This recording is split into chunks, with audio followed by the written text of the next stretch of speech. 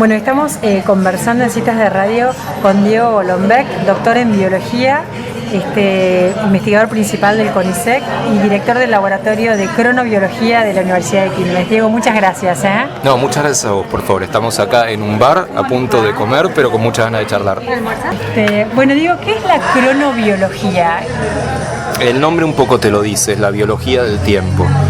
Todos tenemos un pedacito de cerebro que mide el tiempo y le dice al cuerpo qué hora es, se llama el reloj biológico. Entonces yo estudio, y la cronobiología en general estudia ese reloj y cómo nuestro cuerpo se organiza en el tiempo, por qué estamos despiertos a cierta hora, dormidos en otra, por qué los remedios tienen efecto diferente a distintas horas del día, por qué las hormonas suben y bajan, la temperatura sube y baja, y un poco de eso se ocupa tanto en condiciones normales como cuando hay alguna enfermedad. Nosotros estamos atravesados por la cultura, por los hábitos culturales que a veces no siempre acompañan la cronobiología. De alguna manera la cultura puede llegar a modificar algo biológico a través de la evolución. Por supuesto, somos siempre las dos cosas, somos dos paquetes, somos lo que traemos de fábrica, lo biológico, lo heredado, lo que ligamos de papá y mamá, y lo que hacemos con lo que traemos de fábrica, lo podemos llamar cultura, ambiente, educación, lo que comemos, si hacemos ejercicio. Somos siempre esa mezcla de las dos cosas. Y en cronobiología también, cuando nosotros venimos con un reloj de fábrica, que puede llegar a ser hasta muy tempranero o muy noctámbulo, pero después la sociedad nos lleva por otro lado. La sociedad nos lleva a despertarnos muy temprano si, por ejemplo, tenemos que ir al colegio secundario, o si nuestro trabajo comienza muy temprano, o por el contrario, si nuestro trabajo es nocturno, va en contra un poco también de nuestro reloj. Entonces siempre hay que arreglarse con esas dos bolsas que no forman parte, lo que traemos genéticamente y el ambiente. En la medida en que uno está más, me presento, soy Elisa, buenas tardes. En la medida en que uno está más en sincronía con lo que trae heredado, ¿está más feliz o está más reconciliado con lo suyo? ¿O es lo mismo estar en disociación con lo que uno biológicamente le convendría hacer? ¿En términos generales o en particular en lo que se refiere al reloj biológico? En particular a lo que se refiere con el reloj biológico. Sí, siempre hay que escuchar el tic-tac del reloj. Es fundamental tratar de estar de acuerdo con esto, porque no solamente por una cuestión de bienestar general, de estar de mejor humor, sino porque además tiene mucho que ver con la salud, el poder responder a los horarios que este reloj manda y no estar completamente avasallados por la cultura que te dice otra cosa. Un ejemplo típico son los estudiantes secundarios, que uno piensa, claro, son búhos, son noctámbulos porque la cultura los empuja a que así sea. Así se van a bailar a cualquier hora, o chatean, o están en la compu, lo que fuera. Y es cierto, pero eso lo hacen porque la predisposición de su reloj en ese momento es a ser noctámbulos. El problema es que al día siguiente, el colegio secundario empieza a las 7 y pico de la mañana, los chicos están dormidos, literalmente, y tienen toda la razón de estar dormidos. Entonces ahí es donde, por ejemplo, tenemos que compaginar mejor el horario de adentro y el horario de afuera. Está bien.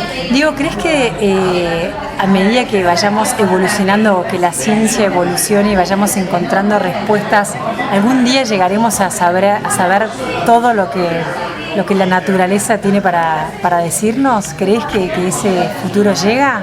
Sí y no.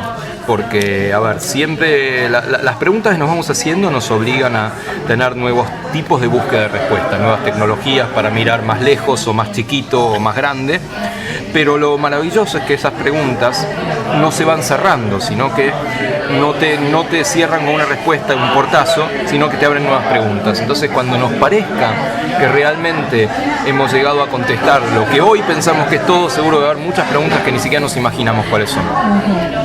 Y ese encadenamiento de preguntas que siempre quedan abiertas, de alguna manera está relacionado con la religiosidad, o con la fe, o con la búsqueda de algunas respuestas que todavía no podemos encontrar. Sí y no, de nuevo, porque me parece la ciencia y la religión parten de preceptos completamente diferentes. La religión parte de fe, la ciencia parte de evidencia. En ese sentido no se pueden tocar, es absurdo tratar de reconciliarlas. Sí se pueden mirar una a la otra, y efectivamente hay explicaciones que pueden venir de uno u otro lado. Por ejemplo, una explicación creacionista de parte de la religión es reemplazada por una explicación evolucionista por parte de la ciencia. Lo mismo, fenómenos que tienen que ver con las creencias en lo sobrenatural. Lo sobrenatural es tal hasta que se vuelve natural, pues lo entendemos. Por lo tanto, en cierta forma es un camino desde una cuestión más de creencias, de religión, de lo sobrenatural, que poco a poco le vamos robando esos secretos a la naturaleza y poniéndolos del lado de lo conocido, de lo racional y de la ciencia. Lo que es común a las dos es que el hombre siempre quiere conocer más, ¿no? El hombre tiene esa inquietud, ¿no? que lo inquieta, ¿no? Sí, los humanos y tal vez otros bichos también, pero no nos damos cuenta. Pero sin duda que una de las características de los humanos es ser científicos por naturaleza, no quedarse conformes con algo que pasa y no tratar de entenderlo. Por eso inventamos la ciencia y la tecnología, por eso somos bichos curiosos. Y el trono biológico del hombre, frente a esta tecnología que te permitiría, por ejemplo, alargar la vida eternamente, ¿cómo se ajustaría? Primero, no creo que exista esa tecnología, ¿sí? Es cierto que la esperanza de vida ha crecido a un ritmo increíble en los últimos siglos, en los últimos 50 años, porque hemos conocido mucho más sobre el cuerpo, sobre las enfermedades. Lo que no creo es que logremos superar un límite. De hecho, ese límite está en cuestión. La gente se está preguntando, bueno, ¿cuál es el límite de vida de un organismo el cual le curamos todo? O sea, el morirse de viejo, una vez que las enfermedades estén resueltas, ¿cuándo ocurre? ¿A los 200 años? ¿A los 300 años? No lo sabemos, pero posiblemente no sea un límite infinito. Bueno, sos un gran escritor, entiendo que hay mucho poema también salido de tus manos y de tu creatividad. La divulgación de la ciencia, vos que te has dedicado a eso, también a llevarla al público en general. ¿A quién le compete? ¿A los Diego Golombek o a la escuela? ¿O un poco a cada uno? A muchos actores, sin duda, porque digamos, la ciencia es una actividad profesional que hacen los científicos, ¿sí? Pero esa es una versión de la ciencia, es la versión profesional que tiene que ver con el imaginario del científico en su laboratorio y ese tipo de cosas. Hay otra versión de la ciencia que es la ciencia como actitud, como pregunta, como curiosidad, y esa va mucho más allá de los científicos profesionales, debe ir más allá de los científicos profesionales. Y en ese sentido, sí, la educación formal tiene mucho que ver en despertar y fomentar esa curiosidad, esas ganas de saber. La educación no formal también tiene mucho que ver, los museos de ciencia, las salidas, las olimpiadas, las ferias, los campamentos, y también tiene mucho que ver la comunicación. Los periodistas, particularmente los periodistas científicos profesionales, que los hay desde hace no tanto tiempo en Argentina, también son un actor importante para poder contar la ciencia. Está muy bien. Y digo, ya te vamos a ir dejando tranquilo, pero ¿cómo está hoy la comunidad científica en el país? ¿Crece, decrece, se mantiene? Venimos de una época de bienestar inédita para la ciencia en Argentina. Los últimos años han sido realmente increíbles en cuanto a plata, sí, en cuanto a salarios y subsidios, pero sobre todo en cuanto al imaginario que ocupa la ciencia dentro del Estado.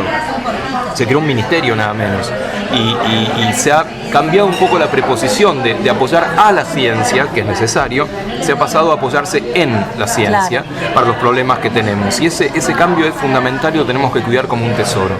¿Hay riesgo de que eso cambie? Sí, por supuesto que sí. De hecho, en este momento el presupuesto que se ha enviado al Congreso para el año siguiente no es un presupuesto particularmente generoso con la ciencia y la tecnología, y tenemos que discutir políticamente, estratégicamente, científicamente qué país queremos y qué rol tiene que cumplir la ciencia en ese lugar. Entonces todo lo que hemos logrado me parece es un piso sobre el cual seguir construyendo ciencia y tecnología. Está bien. ¿Crees que a veces con la ciencia pasa un poco lo que pasa con la educación? Cuando tenemos problemas con la educación nos ponemos a pensar en educación. ¿En ciencia pasa lo mismo? ¿Vos crees que la sociedad está interesada en la ciencia, en el avance científico, o recién ahora empezamos a pensar en nuestra ciencia? Me parece que empezó hace poco, porque junto con este crecimiento de la actividad científica, también hay un crecimiento muy importante de la actividad de la comunicación científica, e incluso a nivel masivo.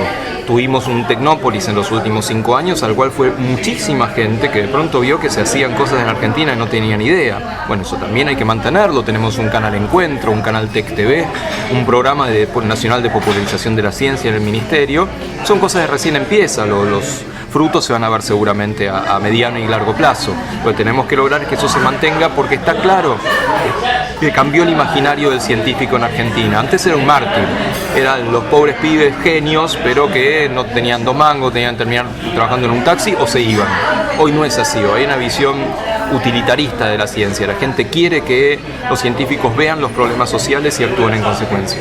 Claro, que mejoren la calidad de vida a la larga, ¿no? Es uno de los 2 grandes objetivos de la ciencia. El primero es conocer el mundo, con nosotros dentro del mundo, y el segundo es operar sobre ese mundo para que las cosas sean mejores.